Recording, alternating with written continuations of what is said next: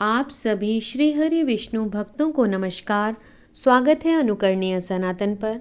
आज मैं आपको षटतिला एकादशी की व्रत कथा सुनाने जा रही हूँ। आइए श्रवण करते हैं पावन कथा। सभी बोलें श्री हरि विष्णु भगवान की जय।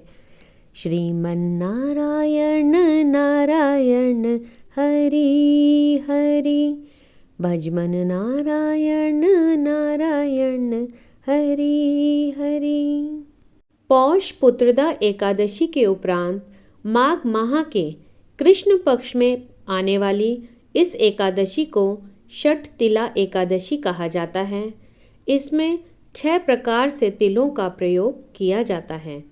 पहला, स्नान के लिए तिल, उपटन के लिए तिल, हवन के लिए तिल, तर्पण के लिए तिल, तिलों का ही भोजन और दान में भी तिल ही दान किए जाते हैं। तिल के ये 6 प्रयोग इस व्रत में अवश्य करने चाहिए। इनके प्रयोग के कारण यह षटतिला एकादशी कहलाती है। इस व्रत के करने से अनेक प्रकार के पाप नष्ट हो जाते हैं। एक समय दालभ्य ऋषि ने पुलत्स्य ऋषि से पूछा कि हे महाराज, पृथ्वी लोक में मनुष्य ब्रह्म हत्या आदि महान पाप करते हैं, पराय धन की चोरी तथा दूसरे की उन्नति देखकर ईर्ष्या करते हैं, साथ ही अनेक प्रकार के व्यसनों में फंसे रहते हैं, फिर भी उनको नरक प्राप्त नहीं होता। इसका क्या कारण है? वे न जाने कौन सा दान पुण्य करते हैं जिसके फलस्वरूप उनके पाप नष्ट हो जाते हैं। यह सब कृपया पूर्वक आप कहिए। ऋषि पुलित से कहने लगे कि हे महाभाग, आपने मुझसे अत्यंत गंभीर प्रश्न पूछा है। इससे संसार के जीवों का अत्यंत भला होगा। इस भेद को इंद्र देवता आदि भी नहीं जानते, परंतु मैं आपको यह गुप्त तत्व अवश्य बताऊंगा। उन्होंने कहा कि माघ माह लगते ही मनुष्य को स्नान आदि करके शुद्ध रहना चाहिए।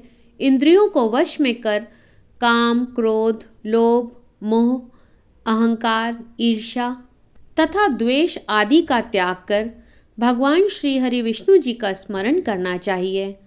पुष्य नक्षत्र में गोबर, कपास, तिल मिलाकर उसके उपले बनाने चाहिए, अर्थात कंडे बनाने चाहिए। उन उपले और कंडों से 108 बार हवन अवश्य करना चाहिए। उस दिन मूल नक्षत्र में हो और एकादशी तिथि हो तो अच्छे पुण्य देने वाले नियमों को ग्रहण करें। स्नान आदि नित्य क्रिया से निवृत्त होकर सब देवताओं के देव भगवान श्री हरि विष्णु जी का पूजन करें और एकादशी व्रत धारण करें। रात्रि को जागरण करना चाहिए। अगले दिन धूप, दीप, नैवेद्य आदि से भगवान श्री हरि विष्णु जी का पूजन करके उन्हें खिचड़ी का भोग लगाना चाहिए। तत्पश्चात पेठा, नारियल, सीताफल या सुपारी का अर्घ्य देकर स्तुति करनी चाहिए। हे भगवान, आप दीनों को शरण देने वाले हैं, इस संसार सागर में फंसे हुओं का उद्धार करने वाले हैं। हे पुंडरीकाक्ष, हे विश्वभावन, हे सुब्रमण्यम, हे पूर्वज, हे जगतपते, आप लक्ष्मी जी सहित इस तुच्छ अर्घ्य को ग्रहण करें। इसके पश्चात जल से भरा हुआ कुंभ अर्थात घड़ा ब्राह्मण को दान करें तथा ब्राह्मण को श्यामा गौ और तिल पात्र देना भी उत्तम है। तिल स्नान और भोजन दोनों ही श्रेष्ठ हैं। इस प्रकार जो मनुष्य जितने तिलों का दान करता है उतने ही 1000 वर्ष स्वर्ग में वास करता है। इतना कहकर पुलत्स्य ऋषि कहने लगे कि अब मैं तुमसे इस एकादशी की कथा कहता हूँ। सभी बोले श्री हरि विष्णु भगवान की जय। एक समय नारद जी ने भगवान श्री हरि विष्णु जी से यही प्रश्न किया था और भगवान श्री हरि विष्णु जी ने जो षटतिला एकादशी का महात्म्य नारद जी से कहा सो मैं तुमसे कहता हूँ। भगवान ने नारद जी से कहा, हे नारद, मैं तुमसे सत्य घटना कहता हूँ, ध्यान पूर्वक सुनो। प्राचीन काल में मृत्यु लोक में एक ब्राह्मणी रहा करती थी। वह सदैव व्रत किया करती थी। एक समय वह 1 मास तक व्रत करती रही। इससे उसका शरीर अत्यंत दुर्बल हो गया।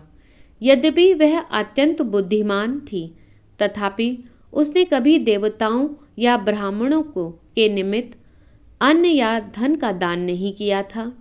इससे मैंने सोचा कि ब्राह्मणी ने व्रत आदि से अपना शरीर शुद्ध कर लिया, अब इसे विष्णु लोक तो मिल ही जाएगा, परंतु इसने कभी अन्न दान नहीं किया, इससे इसकी तृप्ति होना कठिन है। भगवान श्री हरि विष्णु जी ने आगे कहा, ऐसा सोचकर मैं भिखारी के वेश में मृत्युलोक में उस ब्राह्मणी के पास गया और उससे भिक्षा मांगी। वह ब्राह्मणी बोली, महाराज किस लिए आए हो? मैंने कहा, मुझे भिक्षा चाहिए। इस पर उसने एक मिट्टी का ढेला मेरे भिक्षा पात्र में डाल दिया। मैं उसे लेकर स्वर्ग में लौट आया। कुछ समय पश्चात ब्राह्मणी भी शरीर त्याग कर स्वर्ग में आ गई।